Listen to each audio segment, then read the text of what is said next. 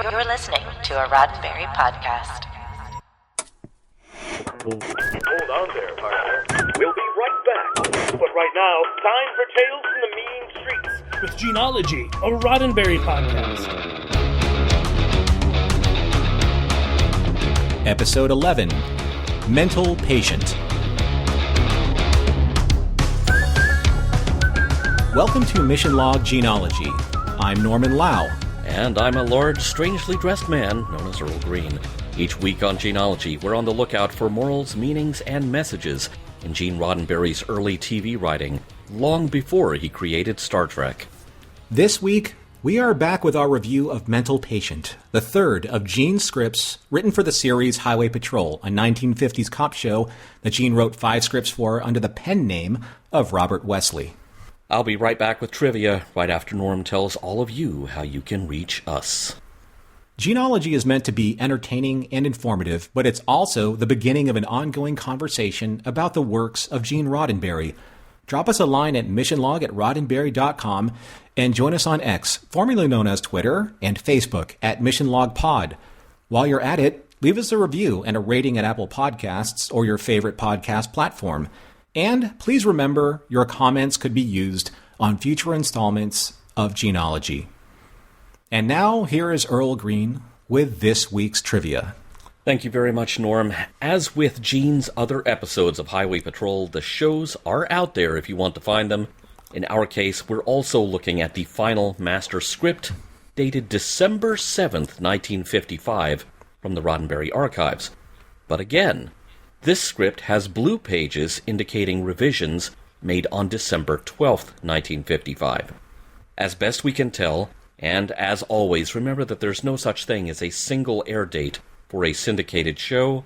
Mental Patient aired on or around April 9th, 1956. Even though Highway Patrol is a very mainstream cop show, our guest cast this week is stacked with some genre TV and film royalty. Guest starring in a tiny role as a nameless highway patrolman is actor Kirk Alyn, whose career had seen better days. Kirk is, of course, best known for being the screen's first live-action Superman, the first actor to don the costume of the Man of Steel in the 13-part Superman film serial that premiered in 1948, and again in 1950's Atom Man vs. Superman. His post-Superman career never quite reached the heights of either a bird or a plane, again, sadly. In fact, many of his appearances in later films and TV were uncredited, including a cameo as General Sam Lane in the first Christopher Reeve Superman movie, an Easter egg if there ever was one. Later appearances included minor guest-starring roles in I Dream of Jeannie, The Donna Reed Show, Dennis the Menace, and even an episode of the original Battlestar Galactica. Guest starring as Clarence is Anthony George, a familiar face to fans of Dark Shadows. He appeared in 49 episodes of that series, first taking over the role of Burke Devlin from future Riker dad Mitchell Ryan, and then originating the role of Jeremiah Collins. Frequently credited as Tony George, Anthony was a fixture of 1950s and 60s TV, and appeared as a regular in the soap Search for Tomorrow as Dr. Tony Vincente in the 1970s. Byron Keith is here putting in the last of 5 guest spots on Highway Patrol, usually as Officer Ellsworth, though in one episode, he was Officer Peterson. He was one of the stars of the late 50s spy series of The Man Called X, and you might also remember him as Mayor Linseed from the Adam West Batman series, or as Lieutenant Roy Gilmore, a recurring character who appeared in nearly half of the episodes of 77 Sunset Strip. As Lucy Clifford, Riza Royce's resume may not be a long one, but she was a pioneer in the industry, serving as assistant director of the movie A Woman of the Sea in 1926. She appeared in frequent guest roles in the 1950s, including 2 episodes of Ziv's science fiction theater series, an episode of another Ziv series, Sea Hunt, and in One Step Beyond, Mr. Ed, and Mission Impossible. Appearing as Mylo Hobson, Frank Fenton was another frequent flyer of 50s TV with appearances in Dragnet, Sergeant Preston of the Yukon, and a further episode of Highway Patrol, though as a different character.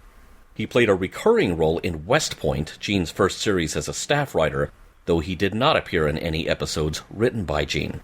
And sadly, that is one of the final entries on Frank's CV, as he died a little over a year after this episode of Highway Patrol aired. And finally, Terry Frost also appeared as Sergeant Morse in Reformed Criminal, and he's actually a recurring player on Highway Patrol. He appears in 20 episodes over the show's first 3 seasons.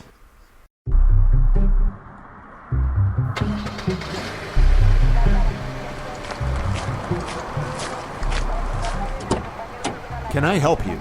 I'm Mylo Hobson, friend of the dead man. Now, if you can put 2 and 2 together, cop, you know why I'm riding with you and what I'm hunting. We appreciate the offer, Mr. Hobson, but we're not allowed to carry civilians. Those 12s can be dangerous. We'd appreciate you being careful with it. Maybe you didn't hear me. I'm the dead man's friend. And I'm a free citizen of a free state, which gives me the right to bear arms and arrest felons. Now, you read your law books and you learn something. I'm acquainted with the law. I'm suggesting... Well, then you're one of the few cops that is. Now listen, we got radios here. The whole town knows a maniac killed Burr. I'm making sure he's got right.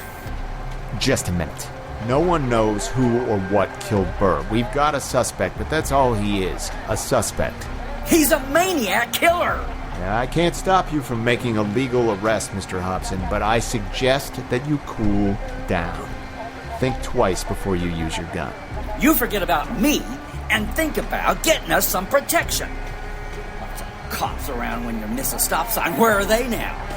Some cafe. Talking to a waitress.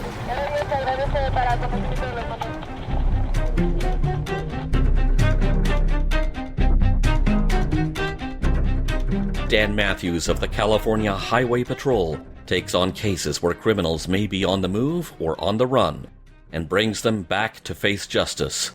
This is just one of his cases on the Highway Patrol. Act 1. It starts with a dead body and goes downhill from there.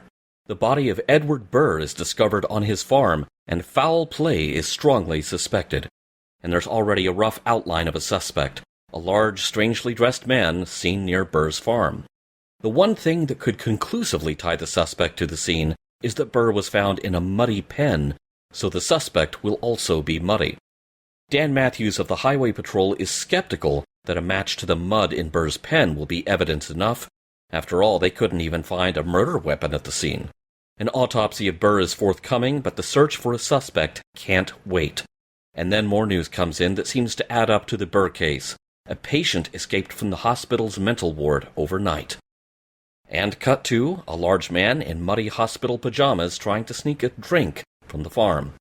The owner of the farm spots him and chases the man off, and then calls the Highway Patrol. Armed with the farmer's sighting and the description of the missing mental patient, it all seems to add up. Mathews and as many of his Highway Patrol units as he can spare prepare to begin a full-scale search near that farm. Mathews has just gotten into his car when a man armed with a rifle just climbs into the back seat.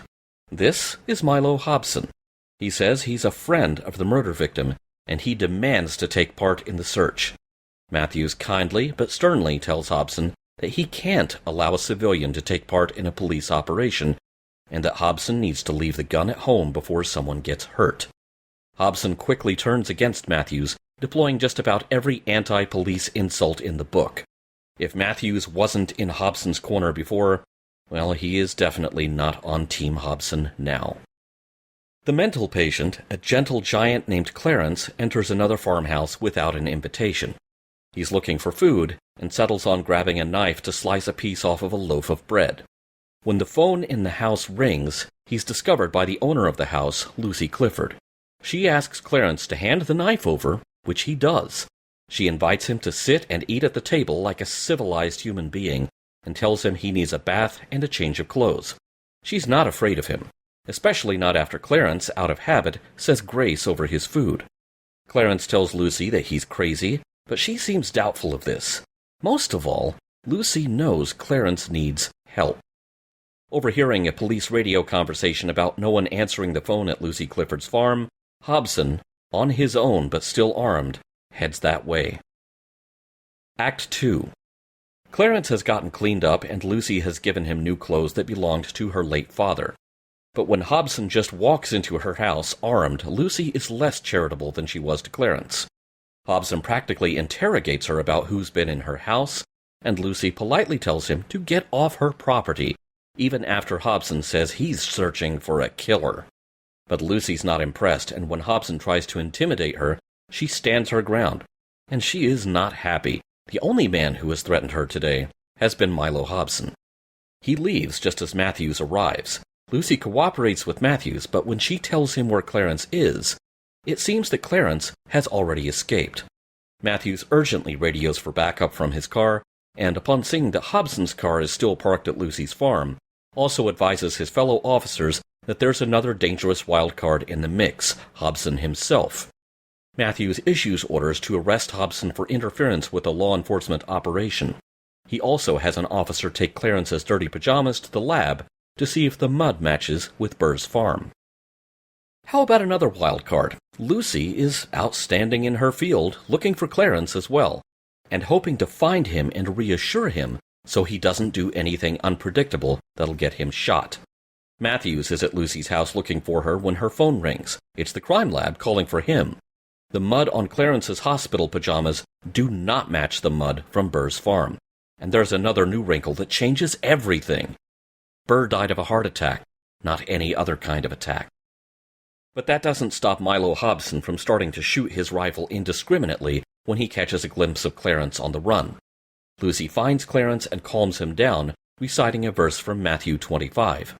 Hobson, who still thinks he's hunting a crazed killer, draws down on both of them. Mathews and another highway patrol officer arrive, and Hobson is ordered to drop his gun, which he does. But he doesn't stop his strident criticism of Mathews. Hobson is arrested on 2 counts of assault with a deadly weapon and is taken away for booking. But Clarence still needs to be taken back to the hospital. Mathews suggests to Lucy that she should talk to Clarence's doctors because she could become a vital part of his treatment. The end. Wonderfully brief yet poignant recap, and I think that I'm glad that you chose that brevity, because we need to get into the heart of the matter of this particular episode, starting with a musical number. I know that the fans of Mission Log are akin, are keen to our musical numbers. So let's start with something that was brought to our attention earlier, and I'm going to do my best here. It's no Broadway performance, but it's worth paying a small fee for, at least 25 cents. Highway Patrol! Highway Patrol! Okay, so we have to give a shout out to Alan in the Mission Log Discord for pointing out that you can sing Highway Patrol to the show's 4-note theme tune. And what's funny about that theme tune is it's just those 4 notes. And we're going to change key on it. But, whoever did the music, man, they only paid me for these 4 notes. That's what they're getting. Highway Patrol, Highway Patrol. And, now I can't unhear that. Now, dear listeners, you can either send your thanks to Alan for that. Yep, that's right. All the emails to Alan at youcanunhearthis.com. So, yeah, thanks, Alan, for that. Oh, but great observation. Interesting enough, though, the final master script, we have a date of December 7th, 1955. This is 14 years to the day after Pearl Harbor. So this is the script that lives in infamy, in a way. Yeah, I hadn't even thought about that. And I don't know, I can't really find a bearing on the story, but it's, it is kind of interesting to point out that, this would have been an anniversary that would have been much more raw and present in people's minds at the time than it is perhaps for later generations. Now, going by that first inside page of the script, which is the page listing the characters and the needed locations and sets to pull the story off, I noticed that we're kind of consistently with Highway Patrol coming in with a 2-to-1 ratio of location shooting over studio filming. That's kind of interesting. That's pretty much the opposite of Mr. District Attorney. And it's kind of amusing also because there are some notes in there where Gene has put, we need a 4-way intersection, any highway will do. He has that note in there a couple of times, like, I don't care where this is. Well, that's a far cry from patrol boat when he had obviously visited a marina that he thought would be a great location for a show, practically giving you GPS-level instructions on where to go.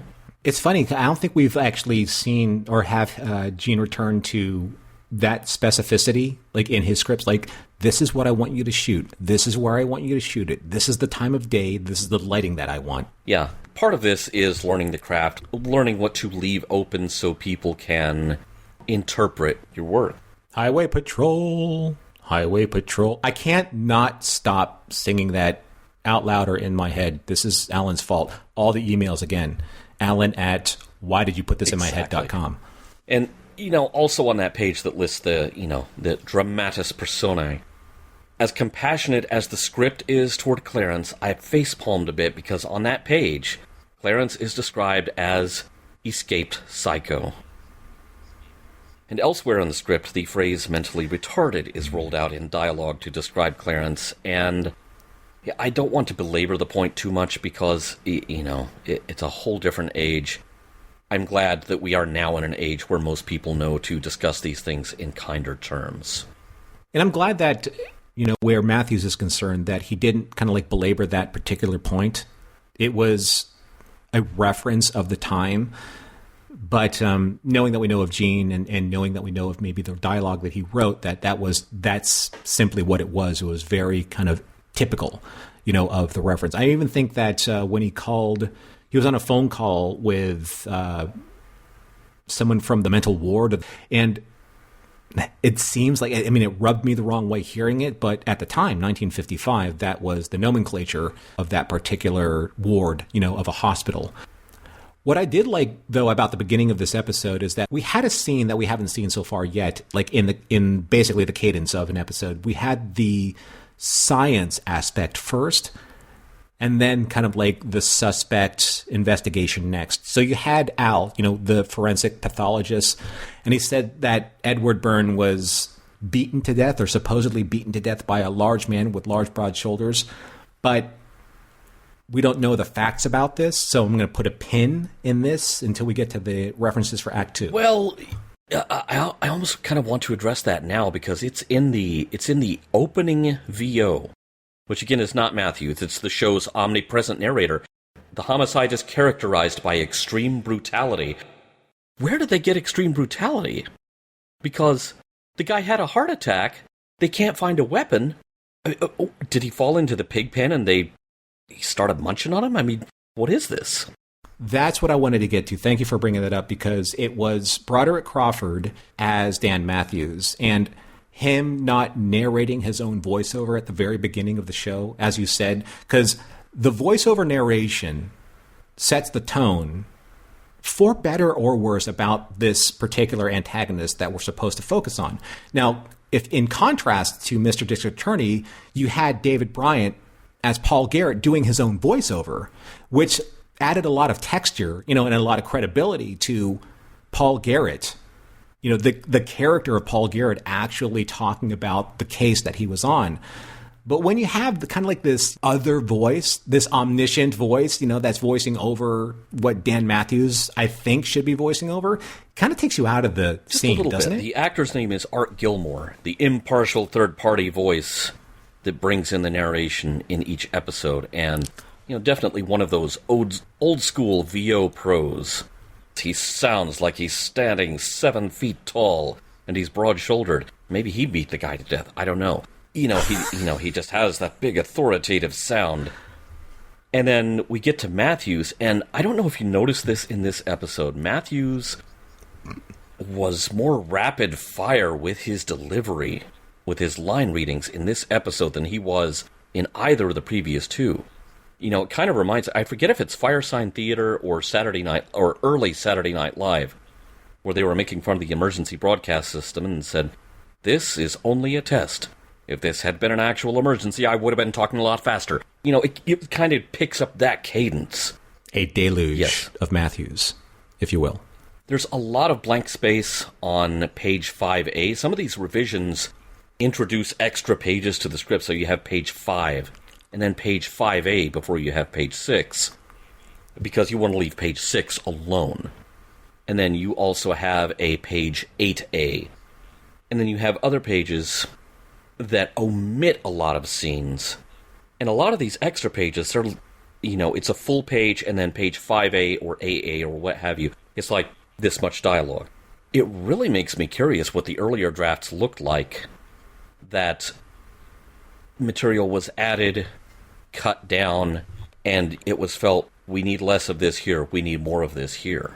I mean, going all the way back to like Mr. District Attorney, I've always been curious about why a single paragraph, maybe at like the top of a page, a blue page, and then the rest of the page is blank. I'm wondering if that's like a revisions page, if they just left that for notes. I don't really quite understand the professional script format of like why those things were done, as you're saying, because it just seems so inconsistent or haphazard when it comes to a final script. In some cases, like I said, you want to keep the page count where everything is. You have to maintain the scene numbers. You can't throw that off. Or your production secretary or whoever has to retype the whole document. So you're trying to avoid that. Right. Yeah, it's part of like kind of like the Ziv way of reducing the amount of costs.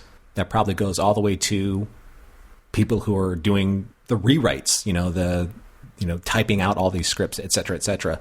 There was an interesting scene, and I'm not sure how it landed with you, but I thought it was a little convoluted for me. It's a scene where Mathews and Sergeant Corey are like in frame together. They're having these separate conversations on the phone with Mathews in the foreground and Corey in the background, and it's kind of like a talking head scene. I know that it's trying to convey kind of like the chaos of the moment. That's what's happening. Like all this information is coming into Highway Patrol HQ.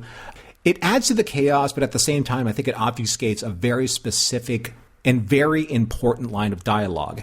So the doctor that Mathews is talking to, okay, so the doctor says, you say the patient Clarence Miller is mentally retarded. You mentioned that before. I'm not saying that insensitively. This is the dialogue that was written. You say that the patient Clarence Miller is mentally retarded. How dangerous would you say he is?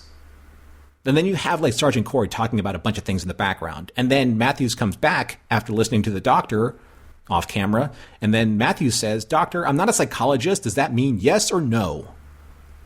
And then Corey again is talking about a bunch of stuff. And then Mathews comes back and he says, "Yes, I guess it's hard to say. Thanks for your help." So we don't have any conclusive evidence whether or not Clarence is dangerous as a mental patient because there's such chaos going on. Did it lend itself to, again, like the confusion of what's going on? Or do you think it just glossed over a very important point that the doctor was trying to give Mathews and that Mathews in turn was trying to give us the audience? I kind of liked the chaos going on because you're leaving it to the audience to decide which of these things you're paying attention to, which of these sources of information.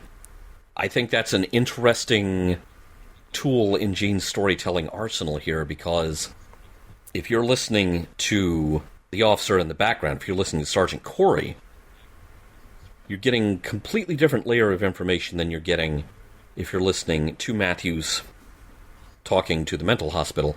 And, by the way, in my mind's eye, there is a whole extra layer of conversation going on. Because every time Mathews pauses to listen to the doctor from the mental hospital, I'm hearing Charlie Brown's teacher. Oh, totally. I get that. Also, Sergeant Corey, it's very well possible that Gene has this in his name bank of characters that he uses for future episodes. Say an episode called, in Star Trek where you have a Donald Corey later on. Okay, Norman, how old do you think Mylo Hobson is? You watched the episode, right? Mm-hmm. You watched the footage. Yeah. Okay, how old, kind of eyeball him, how old do you think he is? I'd probably say somewhere past 40. Okay, that's kind of what I was thinking too. Later in the episode, when Mathews is having to call in to the rest of the Highway Patrol, okay, be on the lookout for Clarence, but also be on the lookout for Lone Vigilante here. He says Mylo Hobson is 29 years old. What? No. Yeah, that's what he said. Now, in the script, there's a blank left there because Gene didn't know who was going to get cast in that role. And so he just left a blank in there that said, description of actor. But in the show itself, he says Mylo Hobson is 29 years old. Okay, I know there's kind of an old saw about actors from this era aging at what seems like a greater rate of time, mainly because everyone smoked so much, and that ages you. But holy cow, I 29 years old. No way, because I also had him pegged somewhere in his mid-40s. Yeah. Yeah. I wonder if that's Broderick flubbing a line and we're on that 30 hours of production schedule, so no retakes. But it just kind of made me laugh. I was just like, 29 years old? What? Yeah, probably. Yeah, that's probably a flub. But the thing is that he is a curmudgeon. You know, like the way that he flags down Mathews, and this is a guy standing in the middle of the road, flagging down a cop car, and then all of a sudden, and he's brandishing a shotgun. It's kind of like in that Hunter's way where it's a side-by-side shotgun and it's like draped over his arm. So it's obviously he's not, it's not armed and the shells aren't in there. But he walks up to the side of the car. He opens the cop car with the gun, all, draped over his arm. And he says, "Hey, cop." I'm like, what? Like, what are you doing? Like, how is that possible? Can I jump in here and ask you a question, Norman? Yes. If you set that story this year, do you think Hobson survives to the end of Act 1 walking up to a cop car with a gun? You know what? That's the strangest thing. So I'm like, I always go back to this one question of what is kind of like the level of quote unquote innocence of the time, right? So you have Mathews, who's in pursuit of a possible suspect, going through this particular highway towards said suspect's last destination, supposedly, and then runs into this particular character who is dressed fairly well. He has his appearance, his attire, is very upkept. He is very nicely dressed, and he has this shotgun. And all of a sudden, this guy starts berating Mathews, and he's like talking about my freedoms and what is it the kids say today? SMH. We're gonna get into that point later on.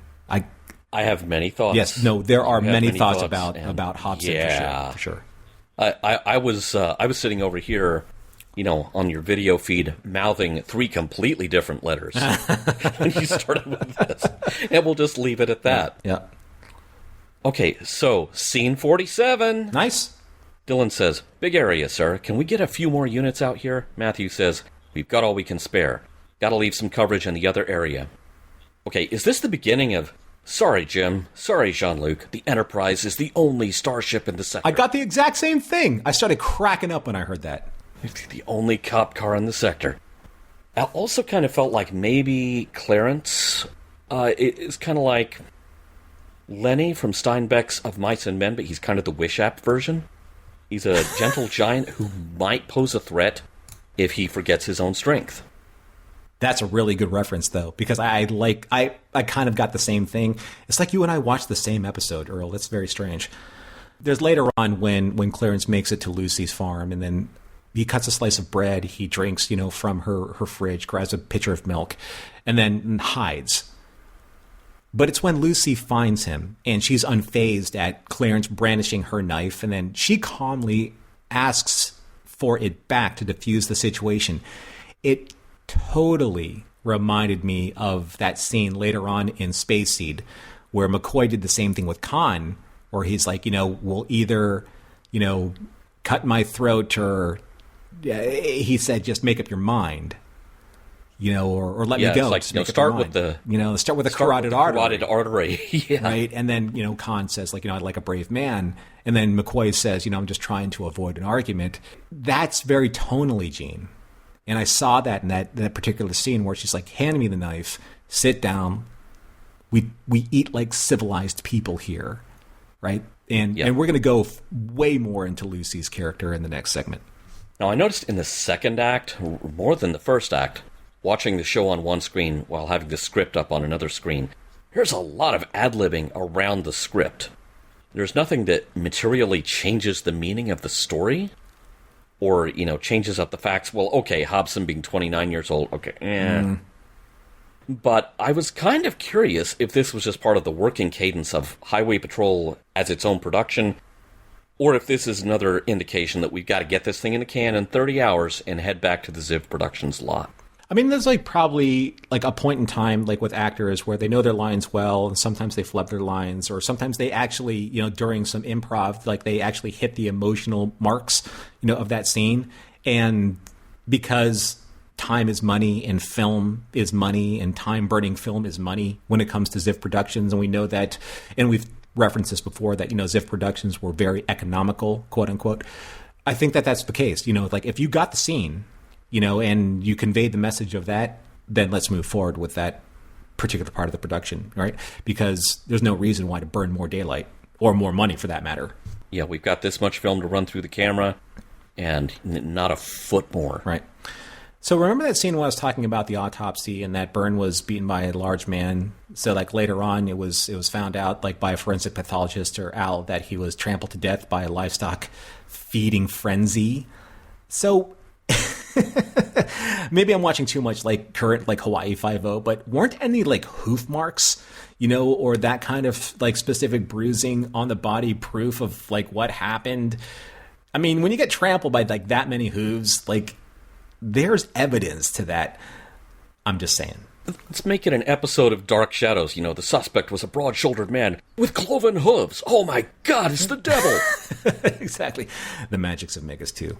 I love when in films or in television, when the actors or whoever's like, monitoring the production, they actually they clock how many rounds are fired. So there's a scene where Mylo forgets that he fired like 2 shells at Clarence, and all of a sudden he like clicks and he's like, oh my gosh, I have a bead on him, and my shells are spent. Come on. That's the kind of thing that really grates me. If I had a criticism about this episode at all, and I look forward to that in movies when they actually get that right. And yes, Doc Holliday in Tombstone, you got that wrong. At the OK Corral, I'm forever looking at you. I lose track of how many productions have had 16 shots from a 6-shooter. Mm-hmm. I have noticed this before, and I keep meaning to bring this up, but I feel like there's room to bring it up here. At the end of each episode of Highway Patrol, there's kind of a G.I. Joe-style PSA. At the end of every episode, Broderick Crawford is out of character, delivering some stern warning about, the law of the land directly to you, the viewer. And it's so stern, and it's just, like, borderline apocalyptic, and it's just like, dude. This week it was, leave your blood with the Red Cross, not on the highway. None of these PSAs are in the scripts. Gene did not write these. Someone else added these, and they probably recorded them. They batch recorded them, batch filmed them, all in one session with the actor on the set. But he's so serious about it that it inadvertently becomes funny.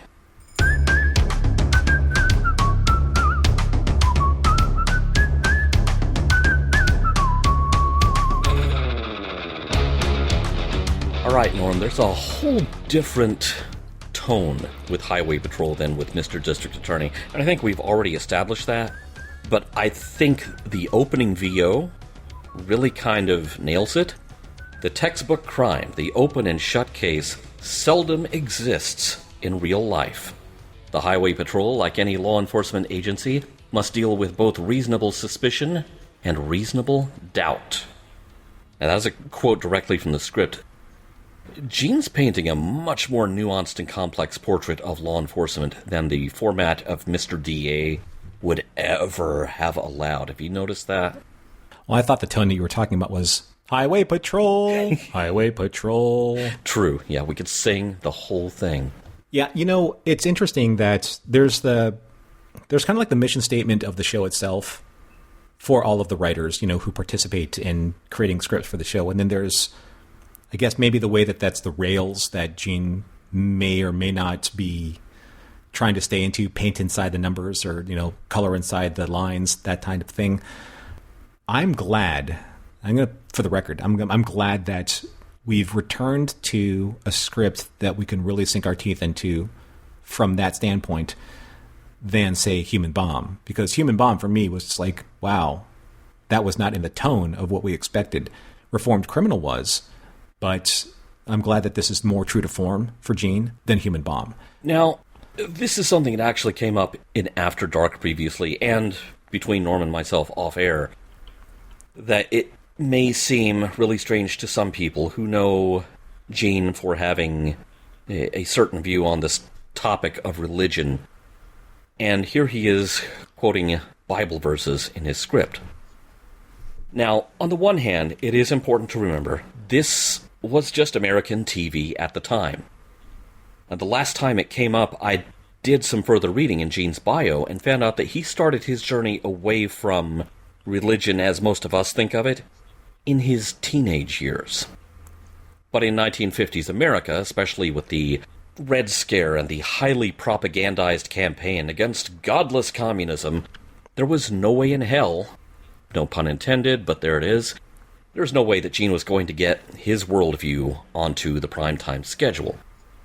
If you want an example of how TV from roughly this period handled even the slightest whiff of atheism, I will refer you to the December 23rd, 2022 edition of Roddenberry's Sci-Fi 5 podcast, covering an episode of a show that aired on that date in 1959 that featured an atheist character. And of course, by the end of that half-hour show, that character has converted to Christianity. Because if you allowed an atheist character onto American TV in the 50s, they were there to either be converted or defeated. That got me thinking, kind of sideways, maybe we shouldn't be that surprised that Gene is dropping this into his scripts. One of our frequent writers on Sci-Fi 5 was a very dear friend of mine for over 30 years named Shane Vaughn. I bring him into this conversation because he was an atheist, and unfortunately we lost him earlier this year. He could quote the Bible, chapter and verse, better than most people who claim to have read the thing backward and forward, because, probably like Gene, he had had a very religious upbringing. It was part of his debating tactic, because he would turn stuff around on people to make his point. I mean, not just anybody, but it was practically his hobby to debate people who were trying to use scripture to back up the worst possible worldviews and the most pungent possible politics. I love the guy like a brother, but man, he could be pretty strident about it when he got wound up. And sometimes it was kind of fun to watch, and I can see a younger Gene having a similarly detailed knowledge, chapter and verse, even though in that day and age he probably couldn't be quite the firebrand in the 1950s that my friend was, up to the 2020s. Well, that brings up a really interesting point towards the end of this episode. I wanted to kind of pivot towards the prayer or the excerpt of the Bible that was being referenced and how it fits in with my interpretation of how it was being used against a very particular character, that would be Mylo Hobson, in what I considered the patriarchy of 1955 versus the matriarchy of 1955, or in simpler terms, Mylo Hobson versus Lucy. I've always considered, Gene very forward-thinking when it came to the moral complexity of his scripts, and I thought it was fascinating that he crafted this interesting dichotomy between these two particular characters when it came to the fate of Clarence. You have Mylo Hobson as the immovable object, and you have Lucy as the unstoppable force. There's an understanding, in not just writing in science fiction, but kind of like in terms of like theoretical physics of these two forces and in tandem and how they work against each other or they compete against each other. But when you look at it in biblical terms, we're going back to what you're talking about in biblical terms of the passage of Matthew that was referenced later on by Lucy. You have somebody like a Mylo, who is clearly on the side of what was considered lex talionis, or what is known as the eye for an eye, versus Lucy, who was the Good Samaritan, the biblical parable of unparalleled mercy. On the side of the immovable object, we have Mylo. He's fixed in his belief system. He's entitled to a fault, and he believes that come what may, his is the one and only truth that matters in order to avenge his friend's murder, regardless of the facts or of the law. Then on the other side, you have the unstoppable force. You have Lucy, who was as unwavering as the Good Samaritan. She saw a man who needed help. She gave it to him. She didn't baby Clarence. She didn't coddle him.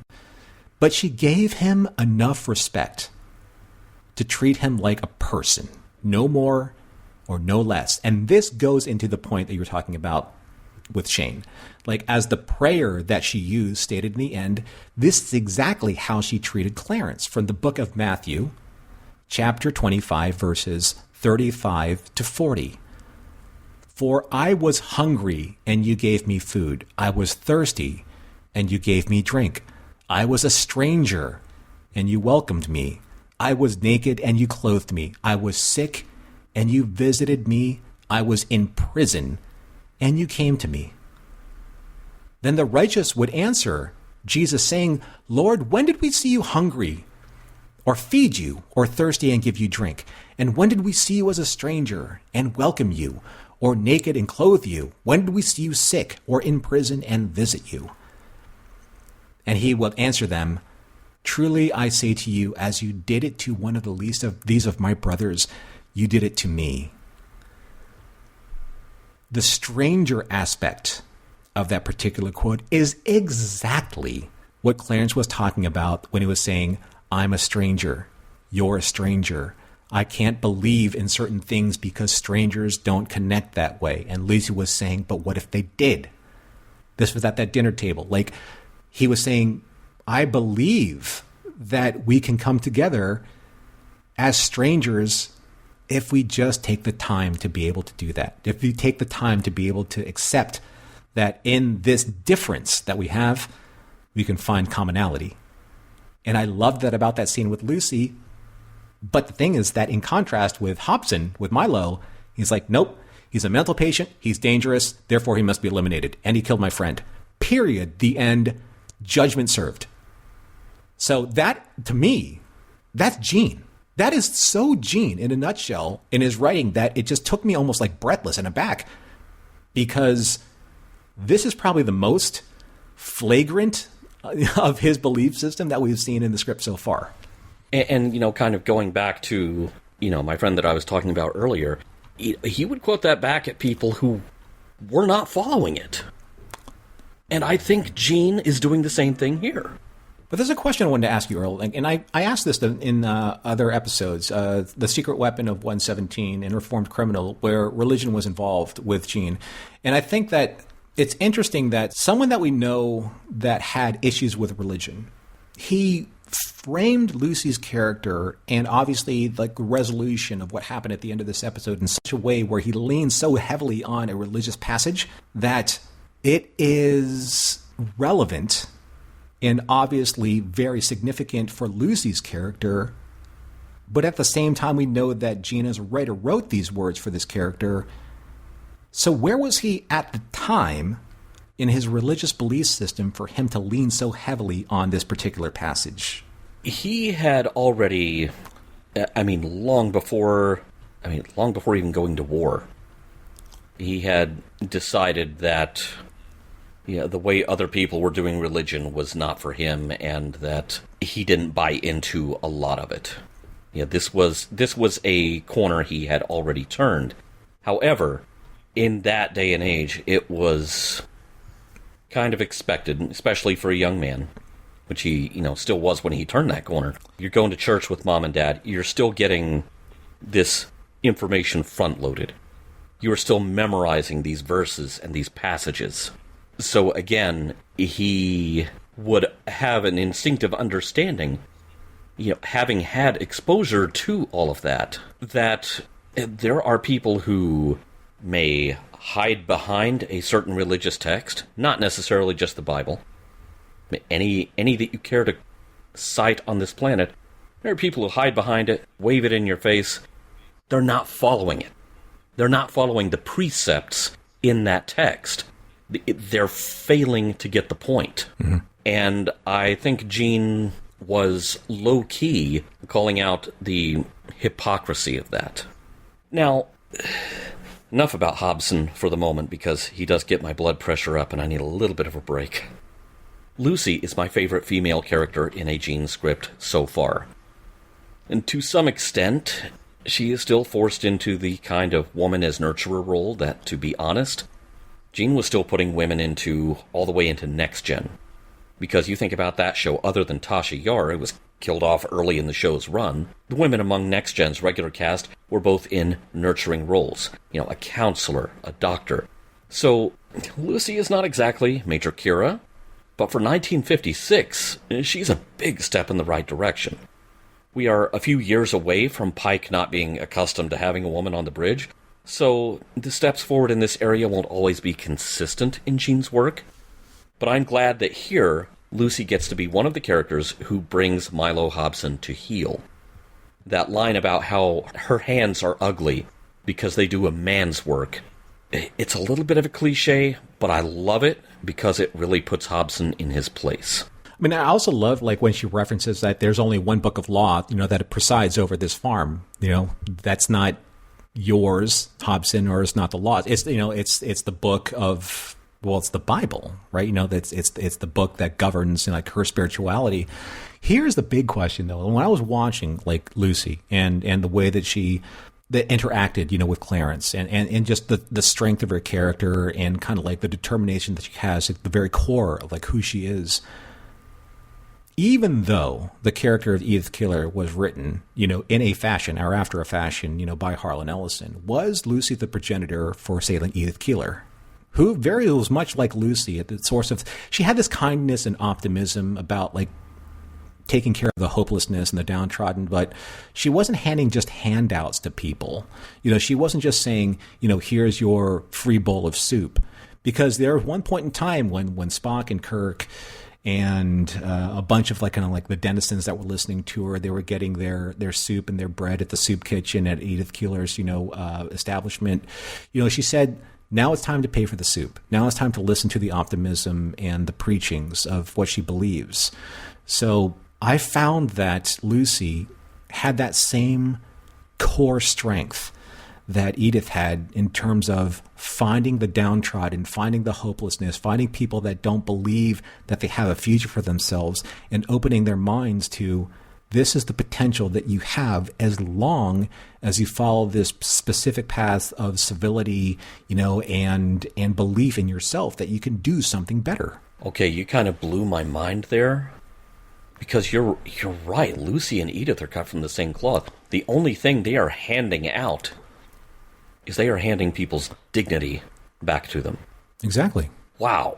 Well, I mean, again, it was Harlan Ellison's concept, City on the Edge of Forever. But at the same time, Gene being executive producer, over those seasons, there's a certain sense of this character saying, and again, this is a matriarchal character, this is a nature versus nurture character.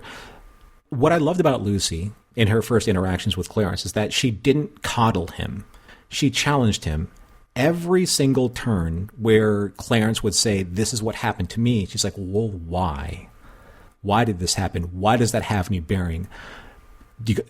Clarence asked her, it's I know my prayers. Doesn't that surprise you? Why should it? She expected him to be exactly what he is, as opposed to what he should be or anything that she believes that the preconceived notion of a man of his age should be. So that's what I loved about her approach to Clarence. You're a man. You're acting like a man. You're educated like a man. Be a man. Right? And this goes back to the 4 pillars of manhood that we talked about, in the masculinity script. But in a different way, in from the matriarchal perspective. In a non-toxic way. Thank you. Yes, exactly. That way. So, and that's how Edith approached all of the people that were in her soup kitchen. We want you to be better. I want you to think about things more optimistically, more hopefully, because that's the only way that you're going to be able to move forward from this predicament that we're in the Depression. Okay, time for my blood pressure to go up. Let's talk about Mylo Hobson. Take your pulse. This is another one of those times where it feels like Gene is way ahead of the historical curve. And it almost feels like some of these revised blue pages are being dropped in from 2023 and not 1955. There are news stories aplenty about people whose reading of the Second Amendment is such that they feel like it's the Wild West out there. They need to be armed to the teeth to walk into the farmer's market to buy rutabagas.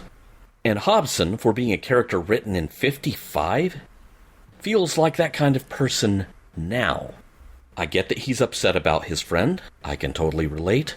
But his behavior here is not only not the answer, he's putting everyone else at risk. He's the most dangerous person in this story. Because he's reacting without thinking. And eventually, he becomes a bigger danger than anyone still thinks Clarence is. Because Clarence, obviously, at that point, doesn't pose a threat to anyone. That brings me to a specific quote, that I want to cite here.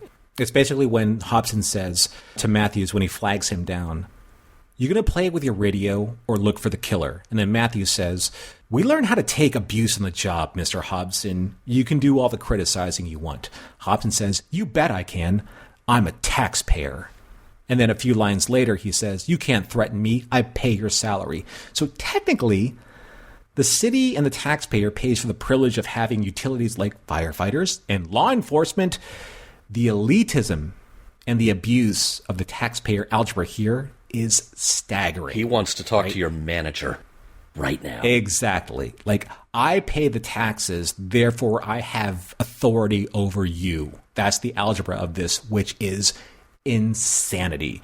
And then at the resolution of this episode, Mylo's defense for his action, when he was shooting at Clarence, he said, all right, what harm's done? I didn't kill him, and what if I had? He's a nut. No good to anybody. Save the taxpayers a lot of money. What? Who does he think is going to bury this guy? It's the entitlement that blows my mind.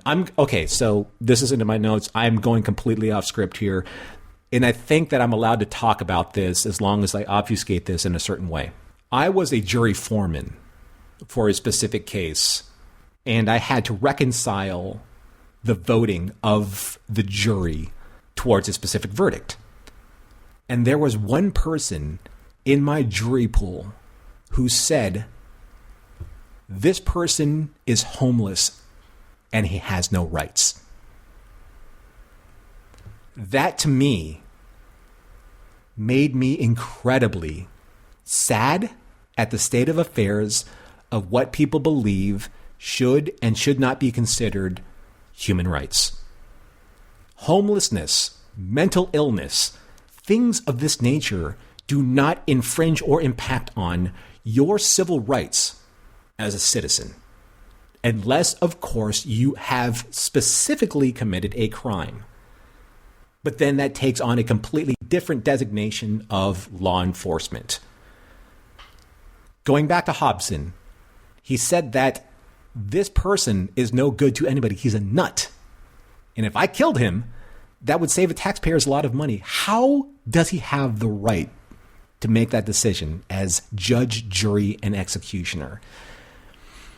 But what really concerns me from 1955 to 2023 is that this kind of person, this Mylo Hobson, in that world, is in this world today, right? Where people believe they have the ability to influence the law because they are quote unquote taxpayers, right? So I had to take a look at what taxpayers are entitled to. And I looked at several official websites like irs.gov to see if there were any rights, either federal or civil, that came even remotely close to what Mylo was flexing over Mathews. The only taxpayer rights I could find specifically reinforced the entitlements to clear explanations of the law and the IRS procedures in all tax forms, instructions, publication notices, and correspondence. Taxpayers have the right to be informed of IRS decisions about their tax accounts and to receive clear explanations of the outcomes. Somebody like Hobson flexing the whole, I'm a taxpayer, I have the ability to do this, is wrong. Patently, for all the people in the back, wrong. You're entitled, and that is all you think you are. The fact of the matter is that you have zero influence on what can happen in terms of these logistics. I can't repeat that strongly enough. And let's talk for a moment about how Hobson treats Mathews throughout the moment Mathews does not get him exactly what he wants. Okay, I'm going to upset some people and get really present-day political on this. What this immediately put me in mind of is, the people who are like back the blue. Until that day when they're storming the Capitol and beating down Capitol police officers. That's what it reminded me of. That same kind of personality, the same kind of mental gymnastics that they go through. And I also have a strong suspicion that there, at some point in his police work, Gene has to have met a real Hobson. Because this felt like he was venting on someone he couldn't say anything to at the time. But, since we're Robert Wesley, and we're writing the script for a TV show, he's giving it to him with both barrels.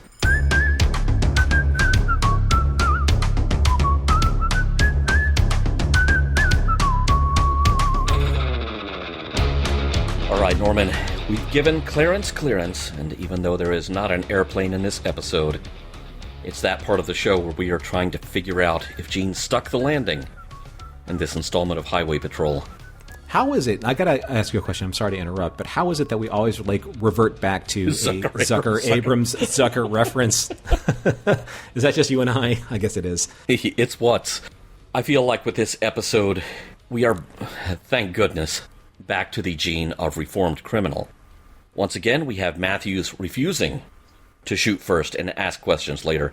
And that's really good, because we also have Hobson, who wants to do nothing but shoot first, and just not ask any questions at all, because he's that guy who absolutely has to be right. And he is going to keep shouting about how right he is, that he's not giving anyone else a chance to get him to think. That would be bad. Hobson is operating out of fear. There's a line from a certain other sci-fi movie franchise that Gene had nothing to do with, that I think a lot of people probably have committed to memory. Fear leads to anger. Anger leads to hate. Hate leads to suffering. Hobson is the poster boy for that phrase here. He's afraid, he's angry, and he's going to be packing heat so he can go pick up some rutabagas because he's just that scared of his own shadow. But let's take that famous Yoda-ism back one further step. A lack of knowledge leads to fear. Unfortunately, Hobson is that personality type who is not going to accept that he lacks knowledge. He doesn't have all the facts. He doesn't even seem to want all the facts. He's not thinking. He's just reacting. 1955, or now, that can get someone killed. Either himself or someone else. His lack of knowledge makes him afraid. His fear makes him angry, and he's angry enough to kill. He is the biggest threat in this story, and it's incredibly satisfying to see Gene's script really tamp down on the very, very American trope of the lone gunfighter and say, this guy is in the wrong.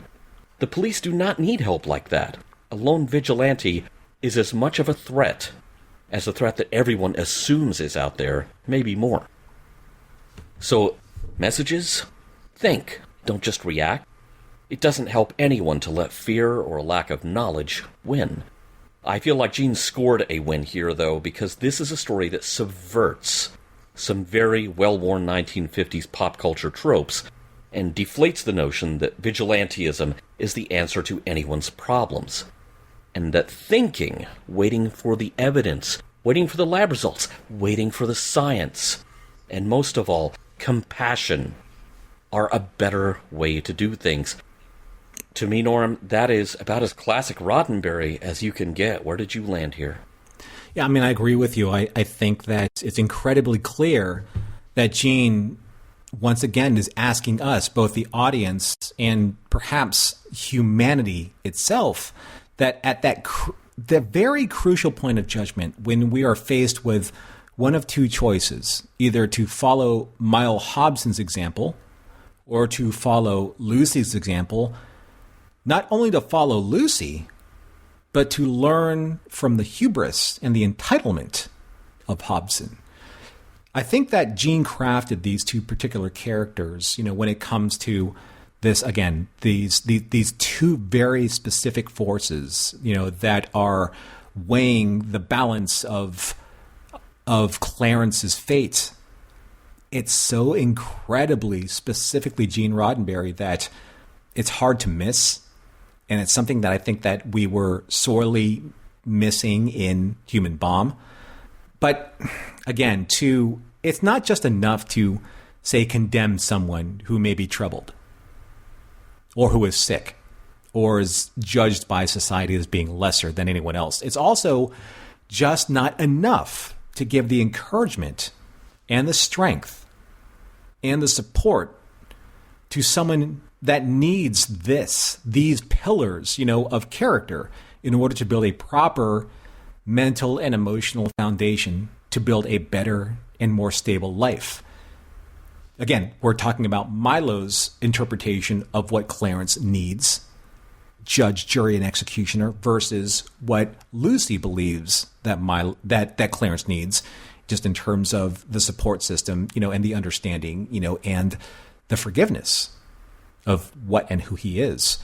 There's a balance that needs to be struck here, right? There's a moment where I think Gene has asked us as the audience time and again that many of these earlier scripts of his, not only going all the way back to like Mr. District Attorney, but in Highway Patrol as well, that we have to pause and think and ask ourselves, how will my next decision affect me and the person in question as human beings?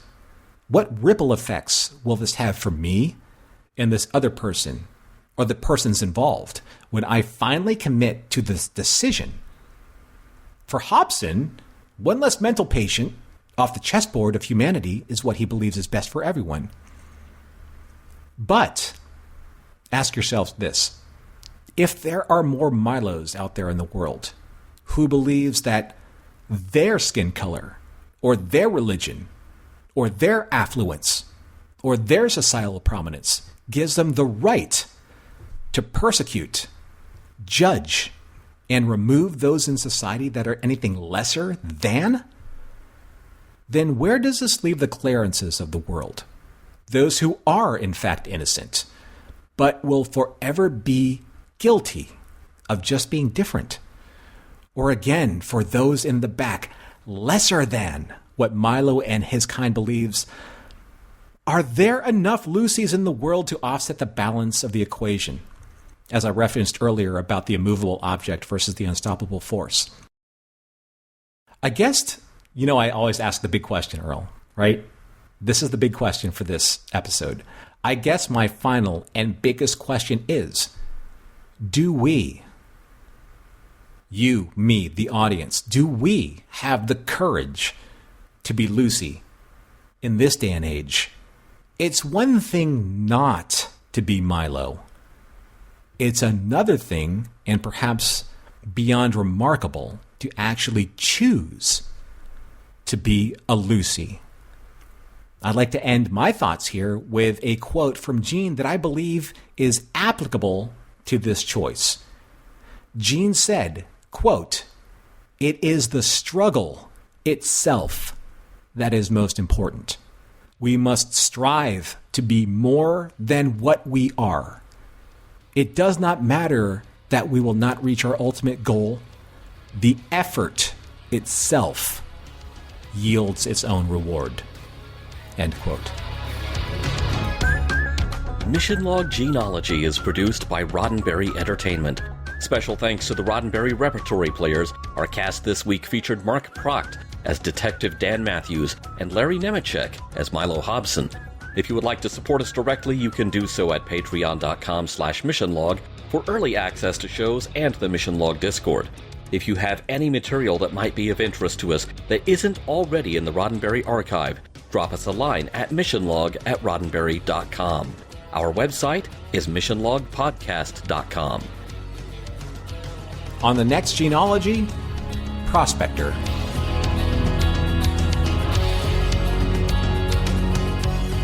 Special thanks to consulting producers Matt Esposito, Homer Frizzell, Tom Kozak, Julie Miller, Mike Richards, Mike Schabel, Paul Shadwell, and David Takechi.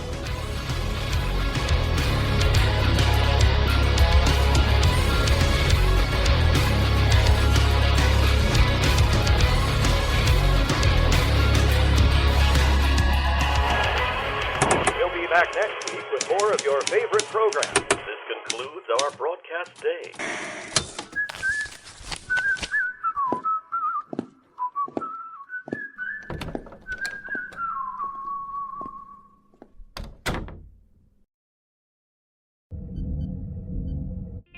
This is a Roddenberry podcast. For more great podcasts, visit podcast.roddenberry.com.